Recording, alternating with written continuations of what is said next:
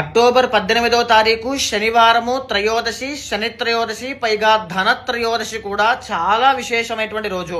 ఆ రోజున ప్రతి ఒక్కరూ కూడా సాయంత్రం వేళ మీ ఇంట్లో సింహద్వారం దగ్గర కుడివైపు రైట్ సైడ్ ఖచ్చితంగా గోధుమ పిండితో తయారు చేసినటువంటి ప్రమిదలో ఆవు నెయ్యి వేసి దీపం వెలిగించండి.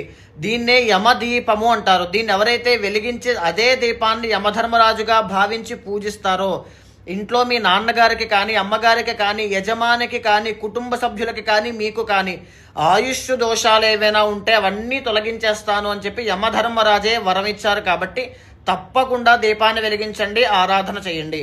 ఇక ఎడమ వైపున అదే రోజున సాయంత్రం వేళ రాగి చెంబు కానీ, రాగి బింది కానీ తీసుకుని అందులో నీళ్లు వేసి ఉత్తరేణి ఆకులు, తులసి ఆకులు వేసి ఆ బిందినే ధన్వంతరి స్వామిగా పూజించడం వల్ల ఇంట్లో దీర్ఘకాలిక ఆరోగ్య సమస్యలు రాకుండా ఇంటెల్లపాది ఐశ్వర్యంతో ఉండేటట్టుగా ధన్వంతరి స్వామి యొక్క అనుగ్రహం వల్ల అన్నీ దక్కుతాయి.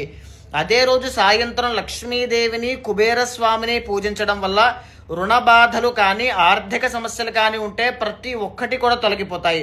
నేను ఒక పైన మంత్రాన్ని పెడుతున్నాను, ధన్వంతరి స్వామికి సంబంధించింది, లక్ష్మీదేవికి సంబంధించింది. ఆ మంత్రాన్ని సాయంత్రం వేళ 108 సార్లు జపం చేయండి.